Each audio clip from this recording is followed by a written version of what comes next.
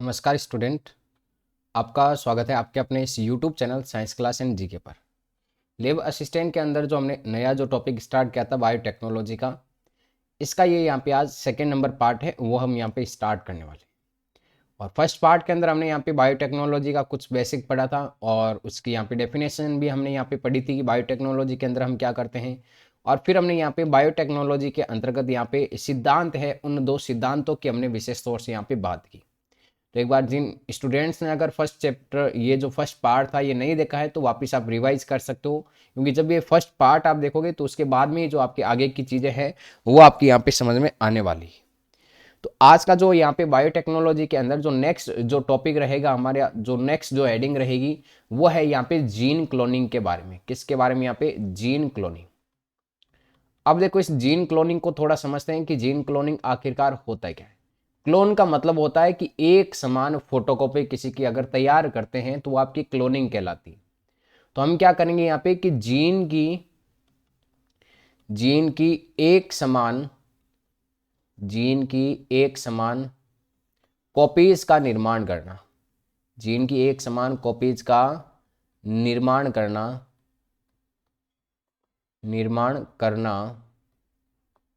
Gene cloning कहलाता है।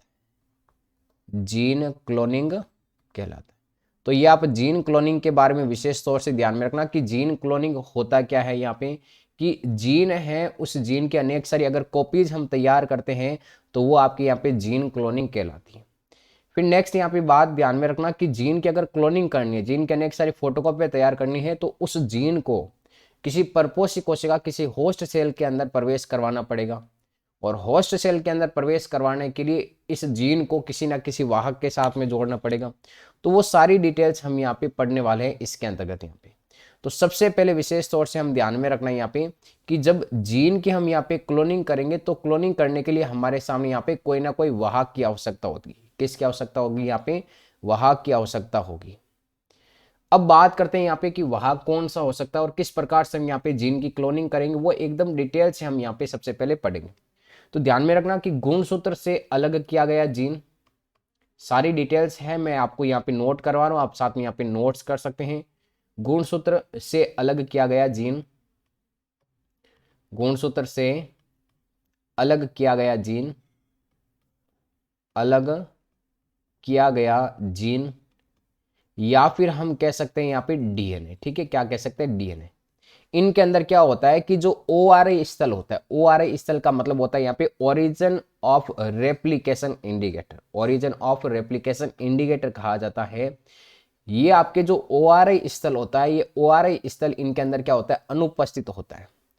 ये ओ आर आई अनुपस्थित होता है, ओ आर आई अनुपस्थित होता है। ओ आर आई का मतलब होता है यहाँ पे कि ओरिजिन ऑफ रेप्लिकेशन इंडिकेटर, जहां से क्लोनिंग स्टार्ट होगी वो स्थल आपके ओ आर आई स्थल कहलाता है। तो जीन के अंदर और डीएनए के अंदर क्या होता है कि ये ओ आर आई स्थल अनुपस्थित होता है, पता नहीं लगता कि उसकी क्लोनिंग करनी कहाँ से। तो जटिलता ही उत्पन्न हो जाती है अगर डायरेक्ट इस जीन की हम क्लोनिंग करवाते तो। डायरेक्ट तो जीन की क्लोनिंग हो ही नहीं सकती। तो हम क्या करेंगे यहाँ पे कि ये आपके स्थल अनुपस्थित होता है, इस कारण प्रतिकृति नहीं कर पाता, इस कारण प्रतिकृति नहीं कर पाता है, प्रतिकृति नहीं कर पाता है। अतः इसे अतः इसे एक ऐसे एक ऐसे डीएनए से जोड़ा जाता है, एक ऐसे डीएनए से जोड़ा जाता है जिसमें जिसमें ओ आर आई स्थल, ओ आर आई स्थल होता है। तो ये विशेष तौर से आपको यहाँ पे ध्यान में रखना। ठीक है, तो जीन है, उस जीन या गुण डीएनए के अंदर नॉर्मली क्या होता है कि ओआरआई स्थल नहीं होता है। क्यों नहीं होता है? तो इस कारण वो प्रतिकृति करने में क्या होता है यहाँ पे असक्षम होता है या फिर असमर्थ होता है। इस कारण से हम क्या करते हैं यहाँ पे कि उस जीन या डीएनए जिसकी हमें क्लोनिंग करवानी है उसको किसी ना किसी क्या करेंगे, वाहक के साथ में जोड़ना पड़ेगा। और वाहक के साथ में जोड़ेंगे, किसी अन्य दूसरे डीएनए के साथ में जोड़ेंगे, क्योंकि उसके अंदर क्या होता है? एक ओ आर ए स्थल होता है। तो ध्यान में रखना यहाँ पे कि हमें यहाँ पे हमारे सामने एक डेफिनेशन ओ आर एक और आएगी यहाँ पे कि ORI स्थल युक्त डीएनए को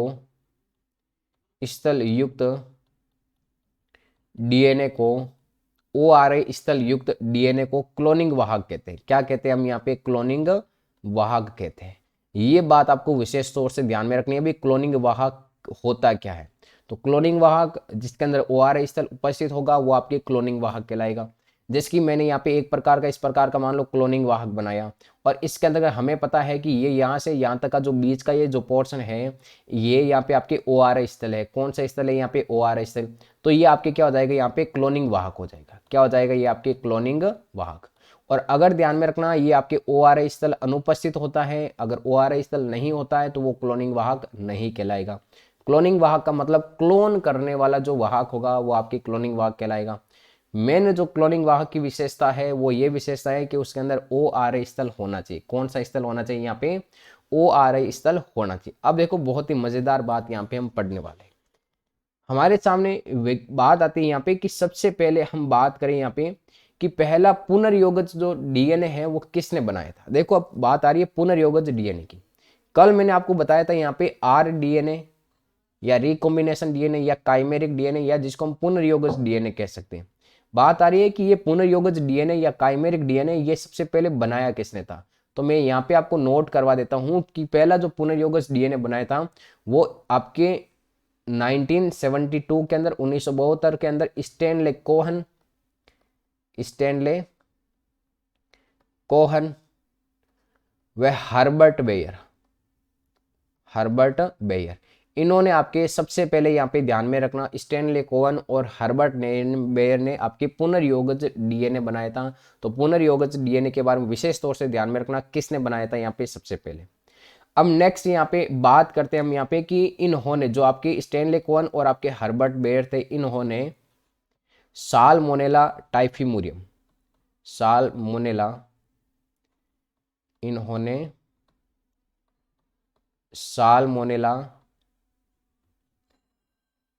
टाइफिमुरियम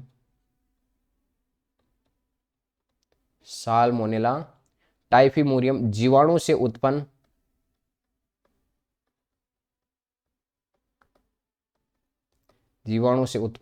प्लाज्मिड डीएनए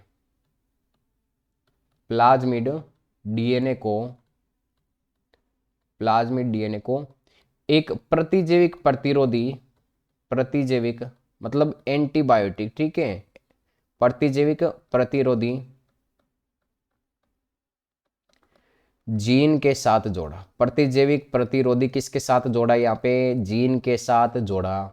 ये बात आपको विशेष तौर से ध्यान में रखनी। अब देखो यहाँ पे इन्होंने जो आपके स्टैनले कोहन और हर्बर्ट बेयर था इन्होंने जो सबसे पहले rDNA बनाया था वो कैसे बनाया था? तो इन्होंने साल्मोनेला टाइफिमुरियम जो जीवाणु है उसके प्लाज्मिड डीएनए को एक अन्य जीन के साथ में जोड़ा। अब बात आ रही है यहाँ पे पहली बात तो प्लाज्मिड के बारे में आपको यहाँ पे बता देता हूँ कि प्लाज्मिड होता क्या। आप जब भी जीवाणु कोशिका की संरचना पढ़ते हो तो जीवाणु कोशिका के अंदर एक खुद का वर्ताकार डीएनए होता है। यहाँ पे इस प्रकार का ये खुद का डीएनए होता है। इस खुद के डीएनए के अलावा यहाँ पे एक अतिरिक्त गुणसूत्रीय संरचना पाई जाती है। उस अतिरिक्त गुणसूत्रीय संरचना को हम क्या कहते हैं? यहाँ पे प्लाज्मिड कहा जाता है। तो प्लाज्मिड के बारे में ध्यान में रखना क्या होता है प्लाज्मिड। तो जीवाणु कोशिका के अंदर अतिरिक्त जो गुणसूत्रीय संरचनाएं पाई जाती है उन अतिरिक्त गुणसूत्रीय संरचनाओं को हम क्या कहते हैं? यहाँ पे प्लाज्मिड कहा जाता है। तो ये प्लाज्मिड के बारे में अब कोई डाउट नहीं रहना चाहिए कि प्लाज्मिड आखिरकार होता क्या है। तो प्लाज्मिड जीवाणु कोशिका के अंदर अतिरिक्त गुणसूत्रीय संरचना है उसको हम वाहक के रूप में यूज लेते हैं। तो यहाँ पे स्टैनले कोहन और हर्बर्ट बेयर ने जो आपकी rDNA बनाया था उन्होंने इस जीवाणु कोशिका से क्या किया कि जो प्लाज्मिड था उस प्लाज्मिड को अलग किया। अब अलग करने के बाद इन्होंने क्या किया यहाँ पे कि इसकी जगह एक दूसरा यहाँ पे जीन जोड़ दिया, आपके प्रतिजैविक प्रतिरोधी जीन, दूसरा जीन जोड़ दिया। तो ये आपके दो अलग अलग जीन को जोड़कर एक नया डीएनए बना दिया। तो वो डीएनए आपके क्या हो गया? पुनर्योगज डीएनए, या इसे हम क्या कहते हैं? यहाँ पे काइमेरिक डीएनए कहा जाता है। अब नेक्स्ट हम यहाँ पे बात करेंगे यहाँ पे कि जेनेटिक इंजीनियरिंग है। इस जेनेटिक इंजीनियरिंग के स्टेप कौन कौन से हैं? मतलब जेनेटिक इंजीनियरिंग के अंदर हम करेंगे क्या कि डीएनए को तोड़ना, काटना, उसको अलग करना, ये सारा मेथड करेंगे। तो उसके जो स्टेप है वो स्टेप यहाँ पे कौन कौन से उसके हम यहाँ पे कंप्लीट बात करेंगे। तो नेक्स्ट जो हमारी हेडिंग होगी वो हेडिंग हो जाएगी यहाँ पे जेनेटिक इंजीनियरिंग के स्टेप्स। जेनेटिक इंजीनियरिंग के स्टेप्स के अंतर्गत क्या होगा। सबसे पहला स्टेप यहाँ पे ध्यान में रखना कि भाई जेनेटिक्स इंजीनियरिंग के अंदर हम जिस जीन के अंदर हमें सुधार करना है, जिस जीन की अनेक सारी फोटोकॉपियाँ तैयार करनी, उस जीन को हम कहते हैं टारगेट जीन। कौन सी जीन कहते हैं इसको, यहाँ पे टारगेट जीन कहा जाता है, या फिर हम इसको यहाँ पे वांछित जीन कह सकते हैं। क्या कह सकते हैं इसको हम यहाँ पे, वांछित जीन कह सकते हैं, या फिर इसको हम यहाँ पे विदेशी जीन या विदेशी डीएनए भी कह सकते हैं, विदेशी डीएनए या विदेशी जीन भी कह सकते हैं। तो ऐसा जीन जिसकी हमें अनेक सारी फोटोकॉपी तैयार करनी है, जिसकी क्लोनिंग करनी है, जिसके अंदर हमें सुधार करना है, वो टारगेट जीन, वांछित जीन या फिर आपके विदेशी डीएनए कहलाता है। तो इस विदेशी डीएनए की हम क्या करेंगे, पहली बात तो पहचान करेंगे, और पहचान वे इसका क्या करेंगे, फिर आपको पृथक्करण करेंगे। अभी हम पृथक्करण का मेथड भी पढ़ेंगे कि इसको पृथक्करण कैसे किया जाता है।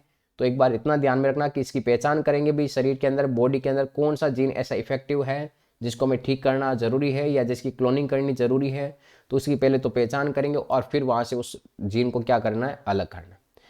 अब जैसे ही हम यहाँ पे इस जीन को अलग कर लेते हैं, तो इस जीन को अलग करने के बाद में इसको परपोषी कोशिका के अंदर, कौन सी कोशिका, परपोषी कोशिका, परपोषी कोशिका, परपोषी कोशिका को हम कहते हैं यहाँ पे होस्ट सेल। कौन सी कोशिका कहते हैं यहाँ पे, होस्ट सेल।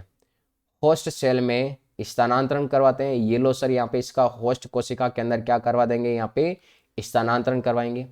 अब जैसे ही इसको होस्ट कोशिका के अंदर स्थानांतरित करवाएंगे, तो फिर हम इसका क्या करेंगे, बड़े स्तर पर संवर्धन करेंगे। बड़े स्तर पर संवर्धन करेंगे तो आरडीएनए के हमारे सामने अनेक सारी फोटोकॉपी क्या हो जाएगी, तैयार हो जाएगी। तो पुनर्योगज कोशिका का, पुनर्योगज कोशिका का, पुनर्योगज कोशिका का बड़े स्तर पर संवर्धन, बड़े स्तर पर संवर्धन। अब देखो इन बातों को आप समझना, रटना नहीं है हर चीज को, और हर एक चीज को एकदम डिटेल से आपको समझना पड़ेगा। कैसे, मान लो कि हमारे सामने ये एक व्यक्ति है, ठीक है, ये एक व्यक्ति है। इस व्यक्ति के अंदर कोई जीन है हमारे सामने, ये आपके ब्लू कलर का मैंने आपको दर्शा दिया, और ये जीन आपकी यहाँ पे क्या इफेक्टिव है, क्या है यहाँ पे इफेक्टिव है। तो इसके बारे में हमें यहाँ पे कंप्लीट बात करनी होगी।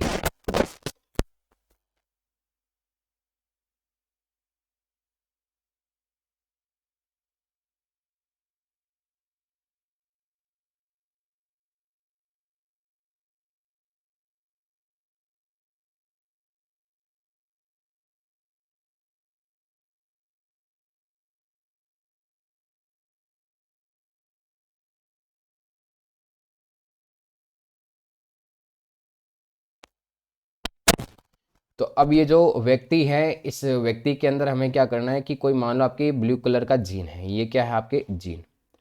अब इस जीन के हमें क्या करनी है, यहाँ पे क्लोनिंग करना। क्या करवानी है यहाँ पे, क्लोनिंग। क्लोनिंग का मतलब इसके अनेक सारी कॉपीज तैयार करेंगे। क्या तैयार करेंगे, इसके अनेक सारी यहाँ पे कॉपीज तैयार करेंगे। और अनेक सारी कॉपीज तैयार करने के लिए इस जीन को सबसे पहले हमें यहाँ से अलग करना पड़ेगा। जीन को पहचान तो लिया हमने कि इस जीन की क्लोनिंग करवानी, तो इस जीन की क्लोनिंग करवाने के लिए हम इस जीन को क्या करेंगे, यहाँ पे अलग कर रहे हैं। अब अलग कैसे करेंगे, तो अलग करने का जो मेन कार्य है, वो मेन कार्य आपके कुछ एंजाइमों के द्वारा किया जाएगा। उन एंजाइमों को हम यहाँ पे कंप्लीट पढ़ेंगे। ये मान लो कि ये जो आपके जीन है इस प्रकार से, ये आपके एक डीएनए के ऊपर उपस्थित है। ये लो सर, यहाँ पे एक डीएनए बना दिया हमने। तो इस डीएनए के ऊपर हमने देखा कि यहाँ पे आपके इस स्थल के ऊपर ये आपके जीन उपस्थित है। तो इस जीन को क्या करना पड़ेगा, यहाँ से अलग करना पड़ेगा। जीन को क्या करना पड़ेगा, यहाँ से अलग। अब जीन को अलग करने के लिए हम क्या करेंगे कि यहाँ पे एक विशेष प्रकार का एंजाइम काम मिलेगी। कौन सा एंजाइम सर, मैंने आपको कल की क्लास के अंदर यहाँ पे जेनेटिक्स इंजीनियरिंग के जो उपकरण है वो मैंने बताए थे कि कौन कौन से उपकरण या साधन काम में लेते हैं। तो अब यहाँ पे जो इस जीन को अलग करने के लिए हम क्या करेंगे, यहाँ पे प्रतिबंधित एंजाइम काम में लेते हैं। कौन सा एंजाइम काम में लेते हैं, यहाँ पे प्रतिबंधित एंजाइम काम में लेते हैं। कौन सा एंजाइम, प्रतिबंधित एंजाइम काम में लेंगे। या फिर इस प्रतिबंधित एंजाइम को हम कह सकते हैं यहाँ पे रेस्ट्रिक्शन एंजाइम। क्या कह सकते हैं इसको हम यहाँ पे, रेस्ट्रिक्शन एंजाइम कह सकते हैं। ये लो रेस्ट्रिक्शन एंजाइम हम काम में लेंगे। अब रेस्ट्रिक्शन एंजाइम जब काम में लेंगे तो क्या होगा कि ये जो डीएनए है, इस डीएनए के आपके कट हो जाएंगे इस प्रकार से। ये आपके डीएनए के क्या हो जाएंगे, इस प्रकार से आपके कट हो जाएंगे। ये लो आपके डीएनए के क्या हो जाएंगे, यहाँ पे कट हो जाएंगे। अब डीएनए के जैसे ही आपके कट कंप्लीट होते हैं तो कट कंप्लीट होने के बाद में ये काटने का जो कार्य करेगा वो प्रतिबंधित एंजाइम करेगा। मतलब सर प्रतिबंधित एंजाइम कैंची की तरह कार्य करता है, बिल्कुल। तो इसे हम यहाँ पे मोलिकुलर सीजर या फिर इसको हम यहाँ पे आणविक कैंची कह सकते हैं। इसको हम क्या कह सकते हैं, यहाँ पे आणविक कैंची कह सकते हैं। तो इस आणविक कैंची के बारे में ध्यान में रखना कि जो रेस्ट्रिक्शन एंजाइम होता है उसे हम यहाँ पे और किस नाम से जाना जाता है, इसको आणविक कैंची के नाम से जाना जाता है। ये क्या करेगा, डीएनए खंडों को काटने का कार्य करेगा। अब जो हमारे सामने रेस्ट्रिक्शन एंजाइम है ये ध्यान में रखना दो प्रकार के होते हैं। कौन कौन से सर, एक तो होता है यहाँ पे एंडोन्यूक्लियस और एक होता है यहाँ पे एक्सोन्यूक्लियस।